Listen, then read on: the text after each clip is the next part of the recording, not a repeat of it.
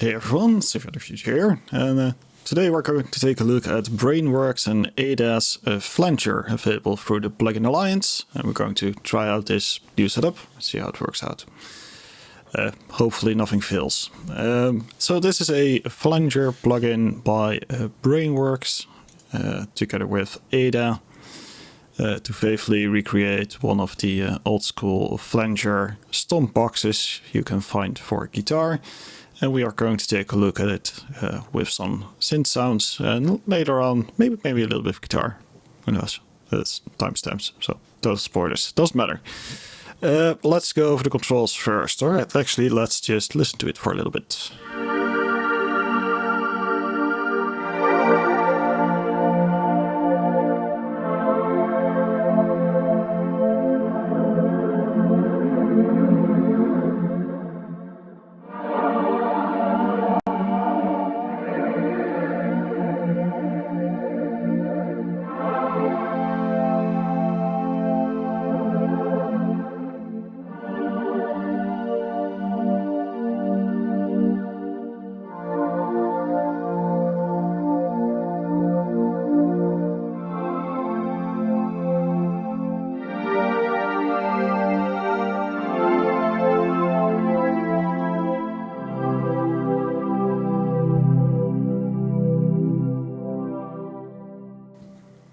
So there we go. Let's go over some controls. We start off at the left. We have a threshold. This is a noise gate.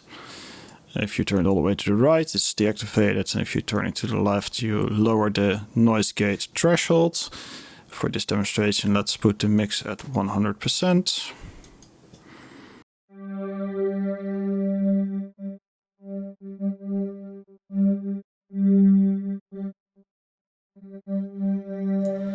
And this is a input noise gate, so this can be handy with guitars, of course, to not have weird artifacts going on when there is not a lot of signal. It can also be useful to cut off tails of pads and stuff like that. The threshold especially comes in play with the noise parameter, which is up here. If you turn up the noise a lot,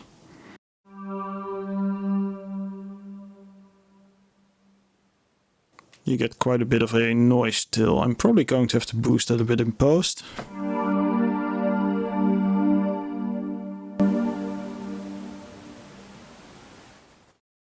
And you can cut it off with the threshold.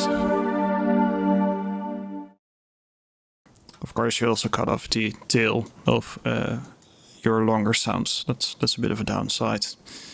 Noise can be turned off as well, if you don't like that effect. Next to that we get a couple of dials that work in conjunction with each other. We get this range dial. This controls the mix between the manual and the speed dial. If we turn it all the way to manual, we can now manually set the delay for this flanger.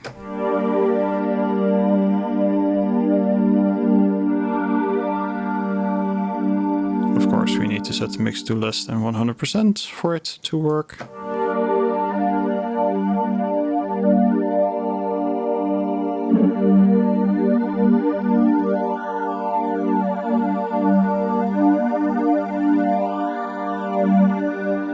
And all the way to the right, it's the automated speed control, in which case it will use a sine wave to automate the manual.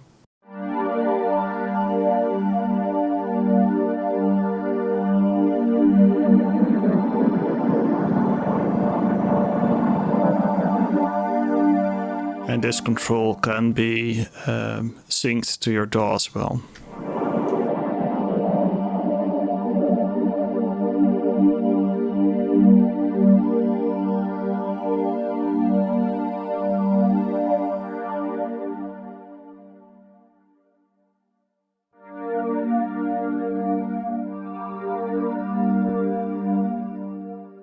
Now on the top we also get a control for the even or odd harmonics, which will slightly change the timbre of the sound.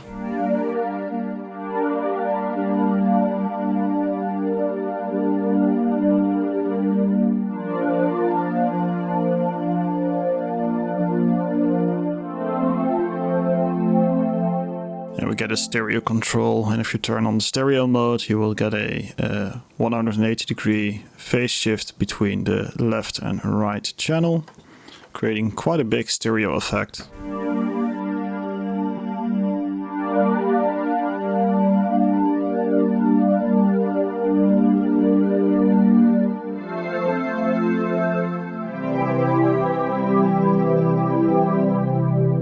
It's a very nice way to open up sounds if you need a little bit of extra wideness.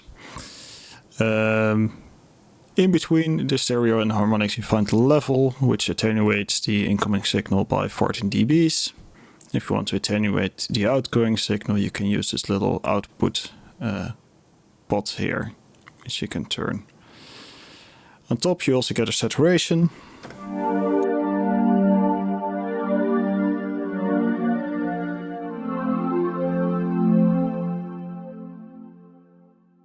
It's fairly mild unless you really start to mess with the enhance button, in which case you can get some undesirable harmonics.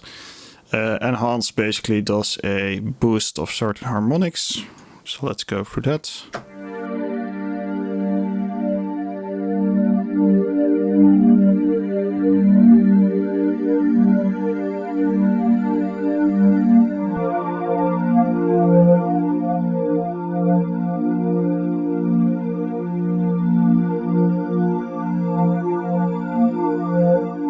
If you go very high with that control, you will get very whistle notey kind of sounds.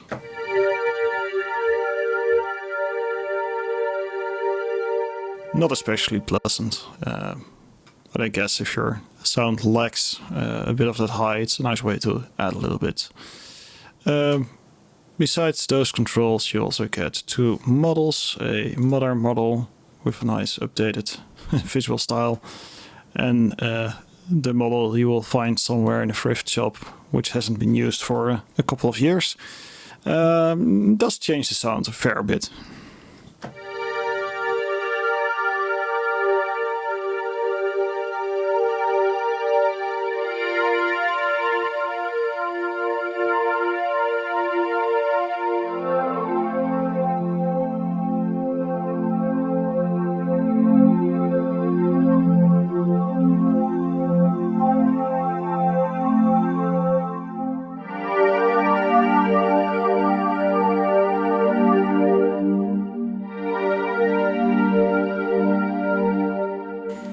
The newer model is a lot more aggressive in sound. There's a lot more going on in the high and mid frequencies.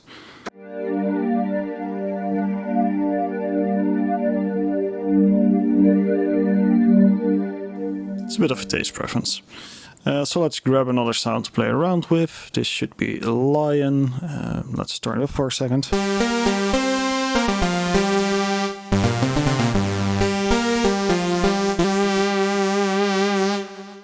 This is one of the patches you can find on my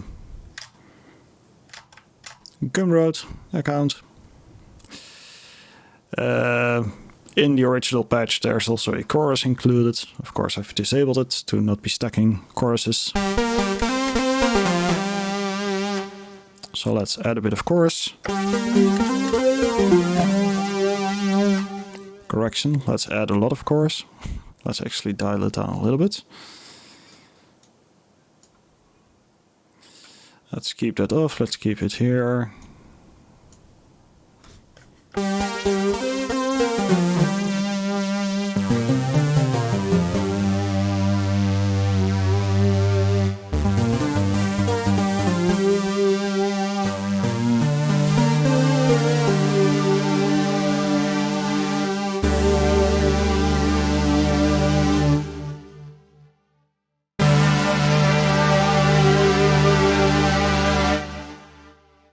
Quite a dramatic change there.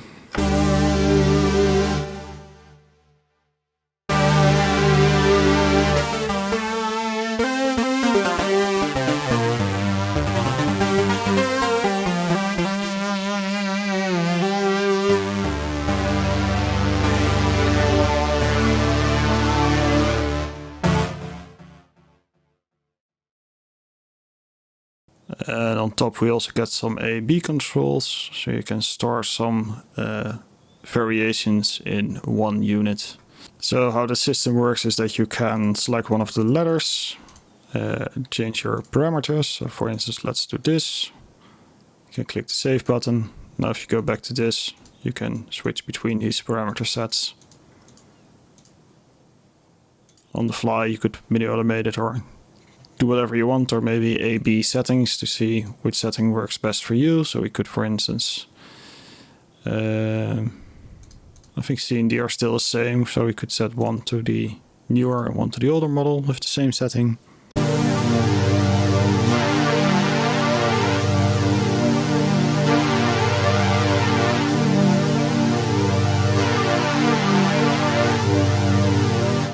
And you can hear those side by side. It's a very nice little feature there. And that's basically most of the things we can say about Ada Flanger. It's a flanger. I think it's pretty versatile and it has a pretty nice range of sound, especially with the stereo mode. You can get some pretty cool sounds in there. So for one last trick, we will grab a guitar. Well, I do only have one of those 4-string variants. I know a lot of people like the 6-string kind of guitars, but well, strings are expensive, so best to have as few of them as possible. So here is a 4-string guitar. Going through a guitar amp, of course, because it's a guitar after all.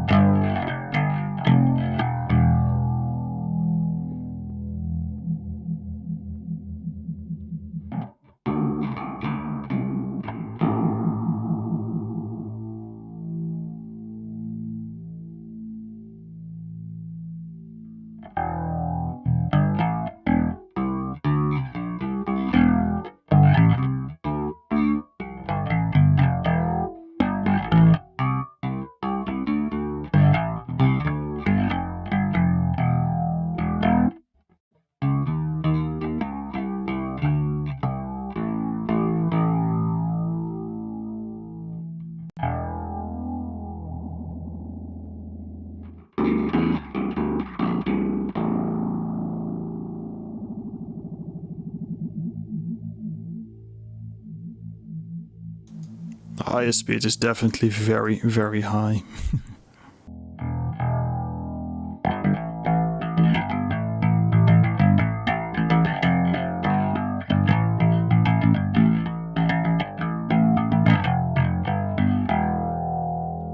So yeah, pretty fun VST. Not much more to say about it. If you're looking for a flanger, I think this is a pretty fun one to grab, to be honest.